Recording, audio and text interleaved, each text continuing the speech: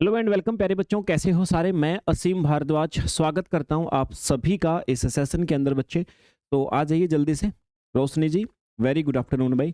तो शुरू करते हैं बच्चे अपने आज यूनिट नंबर आप 5, जिसको बोलते हैं डेवलपमेंट बायोलॉजी, डेवलपमेंटल बायोलॉजी बच्चे, या परिवर्धन जैविकी जिसको आप कह सकते हैं। Mansi, very good afternoon. तो इसके क्वेश्चंस, इसके एमसीक्यू जो हैं बच्चे, उनको हम लोग प्रैक्टिस करते हैं अभी। पहला क्वेश्चन है बच्चे, ध्यान से देखिएगा। जो चीजें बातें आपने पढ़ी हैं, आपने रिप्रोडक्शन, आपने प्रजनन पढ़ा होगा, प्रजनन के अंदर ही डेवलपमेंट होता है, तो उसी से संबंधित कुछ क्वेश्चन आपको देखने को मिलेंगे। सारे सिलेक्टेड क्वेश्चन होंगे बच्चे। पहला क्वेश्चन है आप सभी के सामने कि भाई जो शिन्या यामानाका को किसकी खोज के लिए बच्चे नोबेल पुरस्कार मिला था, ये क्वेश्चन आपसे पूछा है। आंसर क्या होगा बच्चे? आंसर होगा ए वाला, जिसमें लिखा हुआ है इंड्यूस्ड प्लूरिपोटेंट स्टेम सेल। देखिए, स्टेम सेल आप जानते हैं बच्चे, जो हमारी बॉडी के अंदर स्टेम सेल कई प्रकार की होती हैं। एक होती टोटीपोटेंट, आपने पढ़ा था, मतलब ऐसी सेल जो हमारी बॉडी के किसी भी ऑर्गेन की सेल को बना सकती हैं। एक होती है आपका प्लूरिपोटेंट, जो लगभग सभी अंगों को बना सकती हैं। तो यहां पर बच्चे प्लूरिपोटेंट शब्द लिखा हुआ है। अब देखिए, टोटीपोटेंट और प्लूरिपोटेंट, लगभग ये दोनों प्रकार की सेल जो होती हैं बॉडी के मोस्टली ऑर्गन बना सकती हैं। लेकिन टोटीपोटेंट का मतलब सारे अंग बना दें, मतलब आपके पास टोटीपोटेंट सेल है तो आप अपनी बॉडी का लीवर बना सकते हो, किडनी बना सकते हो, कुछ भी बना सकते हो। प्लूरिपोटेंट जो है ये भी लगभग बना सकती है सभी अंग, कुछ को छोड़ के बच्चे। तो अब आपका जो शिन्या यामानाका ने किसकी खोज की थी? Induced pluripotent stem cell. अब इंड्यूस्ड शब्द यहां पर जुड़ा हुआ है बच्चे, तो ये इंड्यूस्ड से मीनिंग क्या है? देखिए बच्चे, उसके लिए आप सभी के लिए मैंने लिखा है यहाँ पे, 2012 में इनको नोबेल पुरस्कार मिला था। इन्होंने क्या था कि भाई जो हमारी अडल्ट सेल है ना, अडल्ट सेल को कुछ ट्रांसक्रिप्शन फैक्टर की सहायता से प्लूरिपोटेंट स्टेम सेल में रीप्रोग्राम करने का तरीका खोज लिया था। और ये जो अब नई सेल बनी है ना, मतलब अडल्ट सेल को प्लूरिपोटेंट बना दिया इन्होंने। तो अब जो प्लूरिपोटेंट बनी उनको बोलते हैं इंड्यूस्ड प्लूरिपोटेंट स्टेम सेल बच्चे। इसलिए ए आंसर आपका हो जाएगा यहाँ पे। दूसरा बच्चे क्वेश्चन आपका, Drosophila displays dash method of embryonic development, यानी भ्रूण के विकास का ड्रोसोफिला के अंदर कौन सा मेथड बच्चे यूज होता है? ये कुछ ऑप्शन आप सभी के सामने लिखे हुए हैं। अब देखिए, आंसर के साथ एक्सप्लेनेशन मैं आपको बताता हूं। ड्रोसोफिला में यूज होता है बच्चे आपका होलोमेटाबोलस। होलोमेटाबोलस इसका मतलब क्या होता है? जिसके अंदर पूरी तरह से कायांतरण होता है, मतलब बॉडी अलग अलग स्टेज पे अलग अलग स्ट्रक्चर की होती है बच्चे, जिसमें जीवन चक्र अलग अलग दिखते हैं। जैसे सबसे पहले एग होता है, फिर लार्वा बनते हैं, फिर प्यूपा बनते हैं, फिर उसके बाद अडल्ट। और जीवन के हर स्टेज के अंदर क्या होता है बच्चे? एक अलग प्रकार की बॉडी स्ट्रक्चर होती है। इसी को कहा जाता है होलोमेटाबोलस। ओके सर, तीसरे क्वेश्चन पे आ जाइए बच्चे। थर्ड क्वेश्चन आप सभी को क्या कहा जा रहा है? एम्ब्रियोनिक स्टेम सेल प्रीकर्जर के तौर पे अंदरूनी सेल मास से मिलते हैं। मतलब क्या है बच्चे? इन्होंने कहा कि भाई जो हमारे भ्रूण की स्टेम कोशिकाएं होती हैं वो प्राप्त होती हैं किससे? Inner mass of. किसके इनर मास से? हमारी बॉडी जब हम गर्भ के रूप में, भ्रूण के रूप में बच्चे जब हम डेवलप करते हैं, जब हम विकसित होते हैं ना, तो अलग अलग स्टेज आती है, आपने पढ़ी है सारी स्टेज। तो जो एम्ब्रियोनिक स्टेम सेल होती है वो हमारी डेवलपमेंट के दौरान किस स्टेज से बनती हैं बच्चे, ये आपसे पूछा है। तो 4 ऑप्शन आपके सामने दिए गए हैं, इनमें से सही आंसर होगा बच्चे डी। डी का मतलब सर, जब हमारी एम्ब्रायो की ब्लास्टोसिस्ट जो आपकी स्टेज होती है उस स्टेज में ये हमारी बनती हैं। ब्लास्टोसिस्ट स्टेज जो होती है ना, उसमें जो ब्लास्टोसिस्ट स्टेज का जो इनर सेल होती है ना, इनर सेल से ये प्राप्त की जाती हैं बच्चे। ब्लास्टोसिस्ट में 2 मुख्य भाग होते हैं, एक इनर सेल होती है, एक आपका ट्रोफोब्लास्ट। इनर सेल से स्टेम सेल बनती हैं और ट्रोफोब्लास्ट से प्लेसेंटा बनता है, याद रखिएगा बच्चे। Okay sir. क्वेश्चन नंबर 4 पे आ जाइए। क्या कहा जा रहा है? भाई जो चूजा होता है, चूजे में पंख या फिर जांग के पंख या पंजों का विकास जो है ना, डर्मिस के अलग अलग सोर्स से, मेसेनकाइमल कंपोनेंट से, इंडक्शन से मिलता है। इंडक्शन से मिली एपिथेलियल स्पेसिसिटी पर निर्भर करता है। इसका कारण हो सकता है समझिए एक क्वेश्चन देखो, अभी तक आपको ये समझ में नहीं आया होगा कि क्या पूछना चाह रहा है। मैं आपको पहले इसको एक्सप्लेन करता हूँ, फिर आपको आंसर इसका समझाता हूँ। देखो भाई, समझिए एक बात को, चूजे में पंख या थाई फीदर या पंजों के नाखून, इनका विकास इस बात पर निर्भर करता है कि डर्मिस से आए मेसेनकाइमल सेल्स किस क्षेत्र से हैं। डर्मल मेसेनकाइमल अलग अलग बॉडी रीजन में भिन्न भिन्न सिग्नल देता है, जो ऊपर की एपिथेलियम को रीजन स्पेसिफिक डिफरेंशिएशन के लिए निर्देशित करते हैं बच्चे। इसी को कहते हैं रीजनल स्पेसिफिसिटी ऑफ इंडक्शन। इसने देखो ये बात आप ध्यान रखना कि भाई अलग अलग बॉडी रीजन में भिन्न भिन्न सिग्नल होते हैं। हमारी बॉडी जो है, जो चूजे के अंदर बॉडी होती है बच्चे, अच्छा चूजे के बारे में हम क्यों पढ़ते हैं, क्योंकि हमारी बॉडी के अंदर बहुत सारे फंक्शन उससे रिसेंबल करते हैं। तो उसकी बॉडी के अंदर रीजन के हिसाब से ये सिग्नल आता है कि भाई इस जगह की जो कोशिकाएं हैं उनको क्या बनना है, किसको नाखून बनना है, किसको पंख बनने हैं, वो डिसाइड होता है। तो रीजन के हिसाब से डिसाइड होता है, इसलिए इसको हम रीजनल स्पेसिफिसिटी ऑफ इंडक्शन कहते हैं। और यही आपका घटना है, आपका बी आंसर के अंदर आपको मिल जाएगी। पांचवें क्वेश्चन पे आ जाइए बच्चे। ड्रोसोफिला में शुरुआती ब्लास्टोमेरेस का भविष्य इस तरह तय होता है।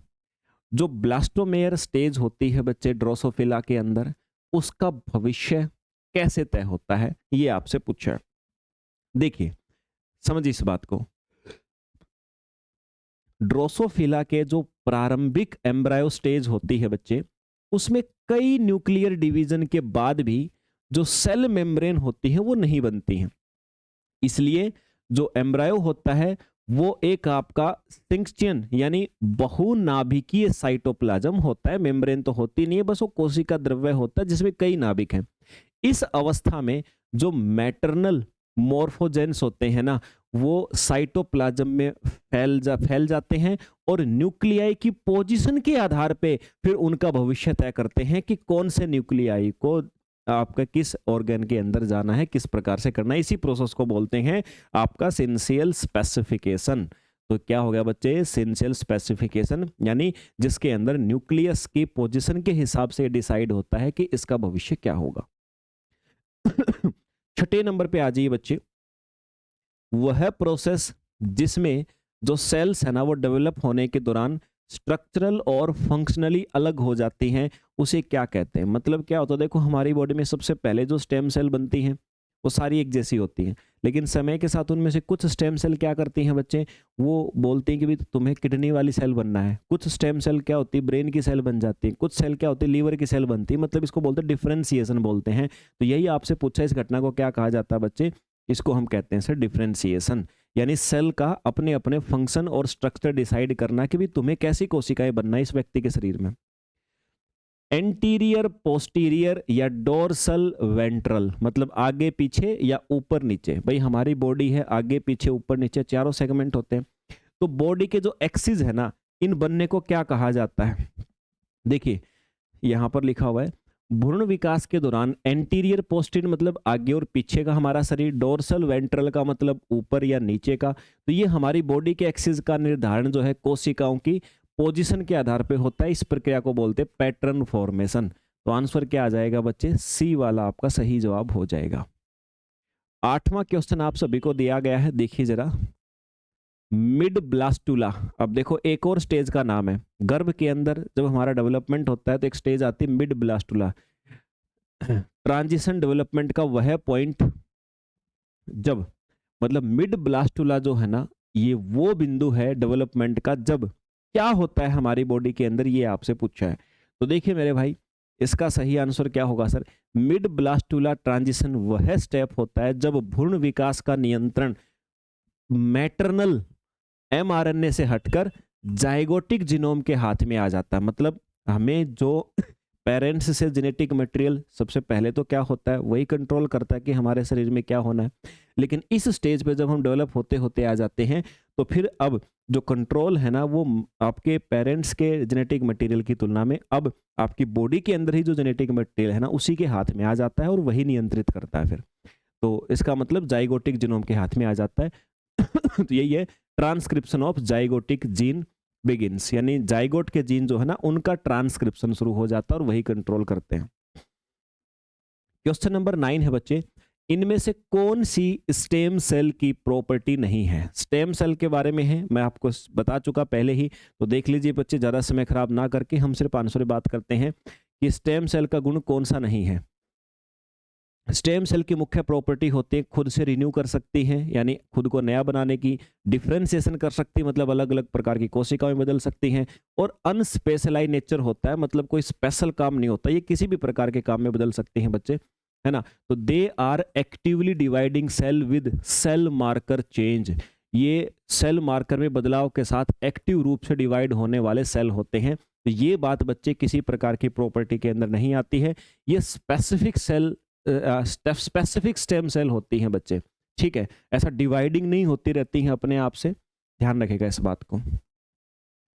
10वां क्वेश्चन है, which of the following statement is incorrect? नीचे दी गई स्टेटमेंट में से कौन सा गलत है बच्चे? 4 ऑप्शन आपको दिए गए हैं, गलत ऑप्शन आपको बताना है। सारे आप आराम से पढ़िएगा बच्चे, मैं गलत जो स्टेटमेंट है, जो आंसर, उसके ऊपर चर्चा करता हूं, और वो आपको दिया गया कि भी जो प्लूरीपोटेंट सेल होती है ना, उनके अंदर एबिलिटी होती है रीजनरेट एन एंटायर ऑर्गेनिज्म, मतलब पूरे जीव को बनाने की क्षमता होती है। अभी तो मैंने बताया था कि पूरे के पूरे ऑर्गेनिज्म या किसी ऑर्गेनिज्म के बॉडी के सभी पार्ट बनाने की क्षमता केवल और केवल एक ही सेल में होती है, वो होती है आपकी टोटीपोटेंट, प्लूरीपोटेंट में नहीं होती। वही क्वेश्चन है, फिर से आ गया बच्चे, यही बात गलत थी। जानवरों में नर्वस सिस्टम किससे बनता है? ये आपका एमपी में आया था 2024 वाले पेपर के अंदर बच्चे, ध्यान रख लीजिएगा। देखिए कितना बच्चा सा क्वेश्चन है, बच्चा बच्चा जानता है कि भाई एक्टोडर्म से बनता है, एक्टोडर्म, मेसोडर्म, एंडोडर्म, या आपने पढ़ा है। एक्टोडर्म से बच्चे इसका क्या होता है, फॉर्मेशन होती है। क्वेश्चन नंबर 12 पे आ जाइए बच्चे, 12 क्या कह रहा है?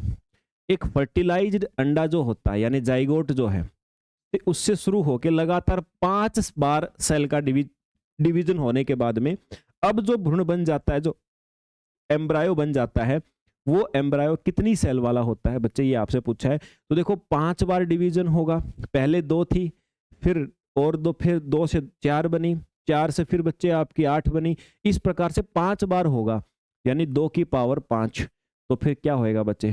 32। तो सही आंसर आ जाएगा आपका सी वाला आ जाएगा मेरे भाई, ठीक है ना, 5 बार होगा। तो अगले क्वेश्चन पे आ जाइए बच्चे, जो सी ऑर्चिन होता है, समुद्री अर्चिन, उसकी अंडे की जो जेली होती है ना, उससे एक अलग किया गया केमिकल होता है बच्चे, केमोटेक्टिन मॉलिक्यूल होता है, जो स्पर्म को एक्टिवेट करने वाला पेप्टाइड की तरह से काम करता है। उसका नाम बताना है आपने बच्चे, क्या होगा? नाम होता है बच्चे उसका रेसेक्ट बोलते हैं, वैसे मैं आपको बता दूं। अब क्या खास बात है, क्या करता है? तो सी ऑर्चिन होते हैं ना, उनके अंडे की जेली कोट से एक छोटा आपका कीमोटेक्टिक पेप्टाइड निकाला गया है, जिसे रिसेट कहा जाता है। क्या कहता है? स्पर्म को अट्रैक्ट करता है, स्पर्म को मोटिलिटी यानी गति करने के लिए एक्टिवेट करता है बच्चे, और स्पर्म की सतह पे जो रिसेप्टर मौजूद होते हैं उनसे बाइंड करके और कैल्शियम सिग्नलिंग को भी एक्टिवेट करता है बच्चे, ठीक है।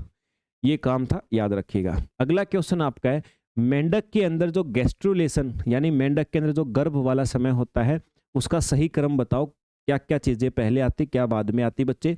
कुछ क्वेश्चंस ऐसे हैं जो आपको रिमेंबर कर लेने हैं, आपको कंफ्यूजन हो इन प्रक्रियाओं के बारे में कि सर कौन सी प्रक्रिया क्या होती है, एक बार अपने स्तर पे इंटरनेट पे करिएगा, पढ़ाई कीजिएगा, लिखिएगा बच्चे, दिक्कत नहीं होएगी आपको, ठीक है, दिक्कत नहीं होएगी। Okay sir. तो देखिए सही क्रम कौन सा होगा बच्चे? मेंढक के अंदर, जैसे हमारे अंदर आपने पढ़े थे ना स्टेज, बहुत सारे स्टेज आपने पढ़ी, तो मेंढक के अंदर कौन सी स्टेज आती हैं? तो सर ये बी वाला आंसर होगा, तीसरी, पहली, दूसरी, ये लिखा हुआ है। और तीनों ही स्टेज जो है ना, तीनों ही स्टेज अगर आपने नहीं पढ़ी है तो बच्चे यहाँ पर लिखी हुई है कौन सी स्टेज में क्या होता है, क्या परिवर्तन होता है।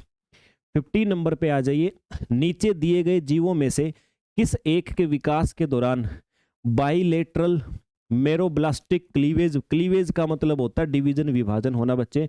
कौन सा? बाइलेटरल मेरोब्लास्टिक, मतलब किसके अंदर बाइलेटरल मेरोब्लास्टिक क्लीवेज पाया जाता है, ये आपसे पूछा है। तो देखिए जरा, आंसर आएगा मोलस का, लेकिन क्या होता है जो क्वेश्चन मैंने बोला, मैंने कहा मेरे भाई मेरोब्लास्टिक क्लीवेज, है ना। मेरोब्लास्टिक क्लीवेज क्या होता है? अंडे में जो योक होता है ना, अंदर वाला जो पीला भाग आपने देखा होगा, अधिक होने के कारण कई बार पूरा अंडा नहीं, केवल उस अंडे का एक भाग ही विभाजित होता है, उसी को कहते हैं बच्चे आपका मेरोब्लास्टिक क्लीवेज। बाइलेटरल क्लीवेज का मतलब होता है भ्रूण का दायां और बायां सिमेट्री शुरू से स्पष्ट होती है कि ये दायां हिस्सा है, ये बायां हिस्सा जो पहले से ही स्पष्ट हो, तो बाईलेटरल, द्विपार्श्वीय, याद रखिएगा इसको। तो दोनों बिंदु समझा दी। ये काम होता है किसमें बच्चे? ये काम होता है सर मोलस्का के अंदर। फिर आ जाइए, जो उभयचर होते हैं एम्फीबियन, उनमें स्पर्म एंट्री वाला जो एरिया होता है, उसके सामने वाला जो आपका, उसके सामने वाला बच्चे जो वेजिटेटिव पार्ट होता है, जो वेजिटेटिव सेल होती हैं, तो वो शरीर का कौन सा हिस्सा बनाते हैं? कौन सा हिस्सा है? देखो अभी आपने देखा डोर्सल, वेंट्रल, ऐसे शरीर के हिस्सों को नाम दिया गया है। और हमने जब पढ़ाई करी है तो लेक्चर्स के अंदर ये सारी चीजें मैंने आपको डिटेल में समझा रखी हैं बच्चे, आपको पता भी लग जाएगा। तो आपसे यही पूछा, स्पर्म एंट्री के सामने वाला हिस्सा जो होता है जहां पे वेजिटेटिव सेल होती है, उसको क्या कहते हैं? उसको कहते हैं डोर्सल वाला हिस्सा कहते हैं बच्चे। एक छोटी सी बात आपसे पूछी थी। अगला क्वेश्चन है आपका, इनमें से कौन सा स्पर्मेटोजेनेसिस का मतलब स्पर्म बनने की प्रक्रिया के बारे में सही नहीं है? ये सारी चीजें आप बहुत अच्छे से पढ़ चुके हो, मैं आंसर के ऊपर डिस्कस करता हूं, ज्यादा समय नहीं लेंगे। तो यहाँ पर बच्चे सी वाला सही आंसर है। मतलब स्पर्मेटोजेनेसिस जो होती है ना, उसमें मियोसिस जो प्रोसेस होती है वो स्टेम सेल में हमेशा नहीं होती, लगातार नहीं होती। मियोसिस प्रोसेस केवल प्राइमरी जो स्पर्मेटोसाइट्स बनते हैं ना तब होता है। ये मैंने स्पर्मेटोसाइट की सारी स्टेज आपको समझा रखी है लेक्चर के अंदर।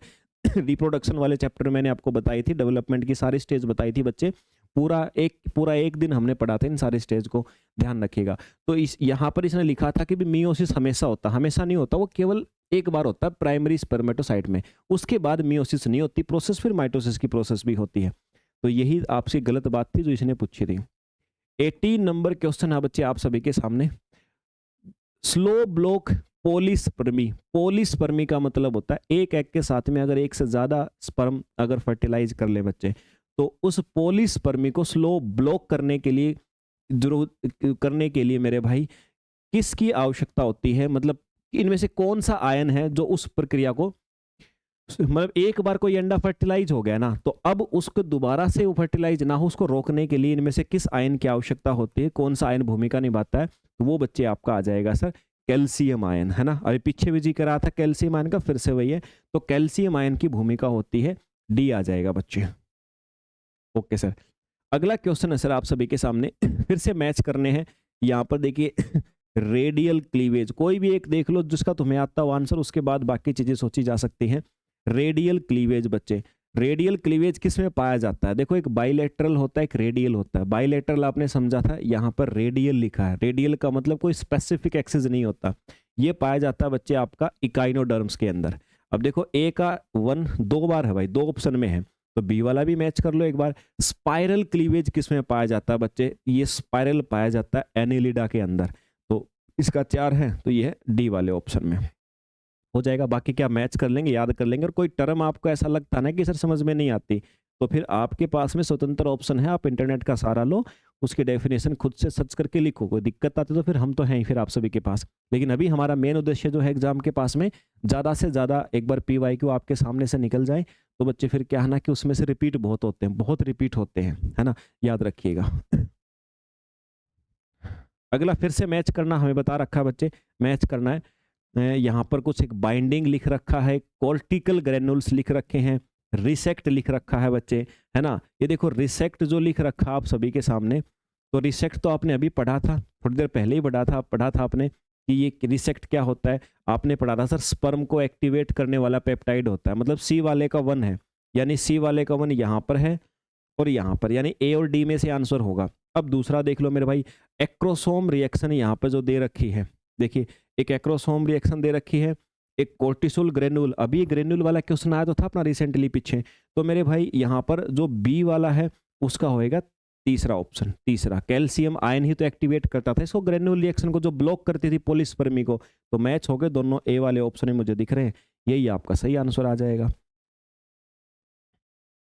फिर अगले पे आ जाओ बच्चे, ब्रेन और सेंट्रल नर्वस सिस्टम कौन सी लेयर से बनते हैं? एक्टोडर्म से बनते हैं। ये आपका 2022 में आता क्वेश्चन।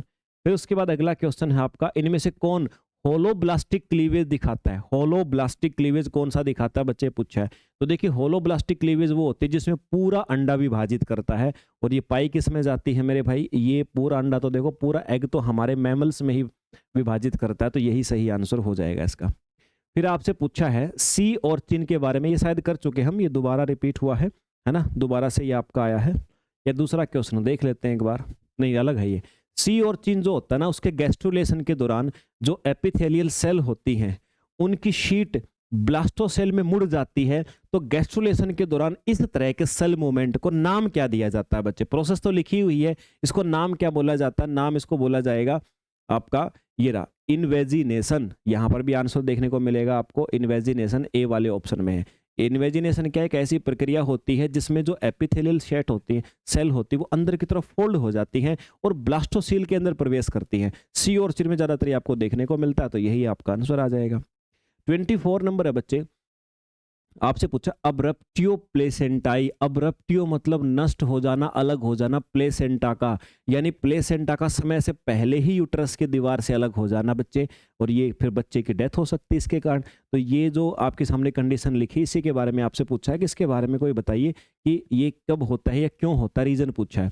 तो आंसर में सी यहाँ पर आंसर दे रखा आपको कि भाई inability to get oxygen and nutrients, क्योंकि भाई जो प्लेसेंटा होती है बच्चे और माँ के बीच संपर्क होती है, माँ जो न्यूट्रिशन खाती है बच्चे तक पहुंचता है उसके द्वारा। अगर ये पहले से ही टूट गई, अब्रप्टियो प्लेसेंटाई हो गया, तो बच्चे को ऑक्सीजन नहीं मिलेगी और न्यूट्रिशन नहीं मिलेंगे जो उसको मदर से मिलते थे, इसलिए सी आंसर बच्चे इसका हो जाएगा। फिर इसके बाद एक क्वेश्चन नंबर 25, गैस्ट्रुलेशन जो पेड़ होता है उसके दौरान एक सेल से बनी हुई शीट का दो पैरेलल शीट में बट जाना क्या कहलाता है बच्चे? ये आपसे पूछा है, तो इसको क्या बोलेंगे आप लोग? इसको कहते हैं सर डीलेमिनेशन। वह प्रक्रिया जिसमें एक शीट दो पैरेलल शीट में स्प्लिट हो जाती है, ये गैस्ट्रुलेशन के दौरान होता है, और जिससे क्या होता है, मेसोडर्म या हाइपोब्लास्ट फॉर्मेशन में देखा जा सकता है। तो ये था बच्चे आपका लास्ट क्वेश्चन। उम्मीद करता हूं ये पिछले क्वेश्चन एक बार आपके सामने कैसे कैसे क्वेश्चन आए थे देख लिए होंगे आपने। मतलब इजी से मॉडरेट लेवल आपका होता है, इजी से मॉडरेट लेवल होता है, और जो आपका मेंस एग्जाम होता है वो मॉडरेट से स्लाइटली डिफिकल्ट होता है, और जो नेट का एग्जाम होता है वो डिफिकल्ट से वेरी डिफिकल्ट होता है। ध्यान रखना, आपका मेंस एग्जाम भी नेट वाले से आसान होता है, आपको बता देता हूं मैं। जब पढ़ोगे ना, उसके लिए प्रिपेयर करोगे, तब आपको इस बात का पता लगेगा। चलिए, तो बच्चे यहाँ तक फिर करते हैं, आज हम मिलते हैं फिर अगले सेशन में। जय हिंद भाई।